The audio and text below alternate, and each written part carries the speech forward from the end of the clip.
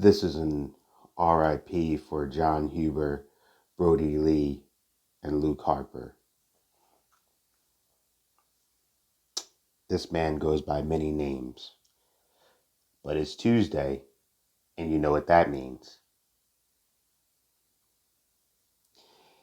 When you are remembered for the good you've done, the legacy you've left behind, and transcend biases, you have truly led a good life. You may know him as a former WWE superstar, Luke Harper of the Wyatt family, or current and prior to WWE as Brodie Lee, or as in AEW, he's known as Mr. Brodie Lee, the Exalted One. The wrestling world was rocked by the sad announcement that John Huber passed away due to non-COVID related lung failure on December 26th, 2020 at 41 years old. WWE, Impact, AEW, and many others paid homage and tribute to a wonderful and loving and giving human being. This man stood at 6'5", 275 pounds, and was all heart. There are multiple wrestlers even now speaking about him. The tribute showed just how much and how many people loved him. The common story is he would talk about his kids and his wife and family, and he would always share wonderful stories with each one. And no matter how far away, 10 hours, 20 hours, he would make it home to see them. You hear stories from Randy Orton, Xavier Woods, Kofi Kingston, Cody Rhodes, Bray Wyatt, Anna Jay, Roman Reigns, so many posts and just outpourings that even now, a while later, it's still talked about, still fresh. Even for me, having things going on which set me back, even now releasing this, it's still talked about. As recently as the Royal Rumble, there was still representation and love shown to him.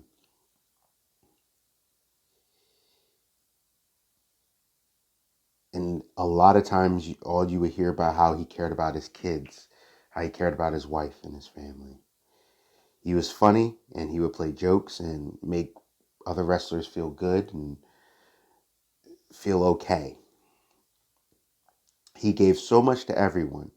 I watched interviews prior to his passing of young and old wrestlers speaking about the knowledge and just his many contributions to the industry. So many tributes. Just look them up in WWE or AEW. So many tributes. Just look them up. WWE, AEW, Impact, all over.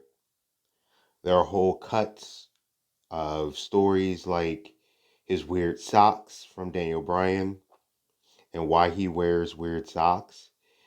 Biggie spoke by saying nobody had to lie, and that's powerful.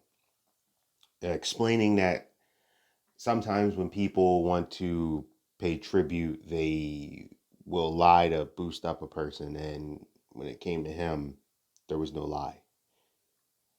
Probably why you keep hearing a lot of the same repeat things, because he was who he was. He was what a man and a father should be to a lot of people. And rarely have I heard someone spoken of so much about his wife, Cindy, Amanda, and the boys. A lot of wrestlers were talking about them and thinking about them and speaking of them with such loving reverence, and about anything that happens, we got you. Uh, just, you can just look them up. There's just so many. I can't even cover them all. He was someone who kept it real, and he also could bring people together, even in his passing. Now, I've seen him for years and watched him wrestle through different companies and grow, and he always showed that he cared. It was really hard for me to write this. Such a passing, so sudden and so sad. I wish someone in this world didn't have to leave who was so wonderful. He carried a bear with his kids' voices. Like, that's awesome. Where they say, "I love you, Daddy." That's how much he cared for his family. He needed to at least hear their voices. And that's the type of man that he was. Now, AEW had one of the most deepest, heartfelt shows I've ever seen. They retired the Red TNT Championship with the greatest TNT champion ever, which was Brodie Lee. You can see the emotion pour out of all of the people. I saw the Dark Order win the match against the Inner Circle, and after one of his closest buddies did his move and won, you see him collapse in tears. And it was very powerful to see just the sheer love that came out. And when Eric Rowan, Big Red, came out, did his thing, held up a sign saying, "Goodbye, my brother. See you down the road." And then he broke. There was real love and real tears. Even weeks later, I still see things happening, people referencing him, talking about it. They said they were going to keep him alive. Even at the Royal Rumble, wrestlers were still repping him. The New Day, Sasha Banks. It's amazing. Just go to Twitter and go on YouTube and just listen to the stories and watch, and really you could see it.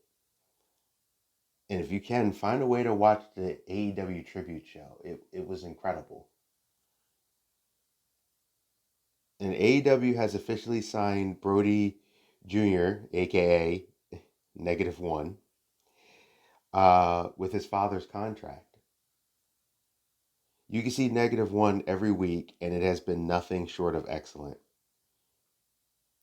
I know of Brodie Lee. I've seen him wrestle up close on the indies, but I never got the pleasure to meet him. I wish I did. This R.I.P is a little bit different because I normally go over history and a few fun facts and things and such, but I implore you to look these up yourself. See what it's about. Keep him alive in your heart.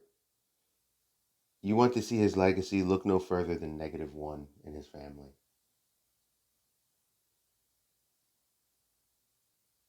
And when you do, you'll see how much this person means to a lot of people and can reflect on yourself. That's how I would like to be remembered if I could. This is a Geek Protagonist. You stay safe, you stay healthy, you stay real. And this is an RIP for John Huber, a man that went by several names, but was always true to his heart and his family.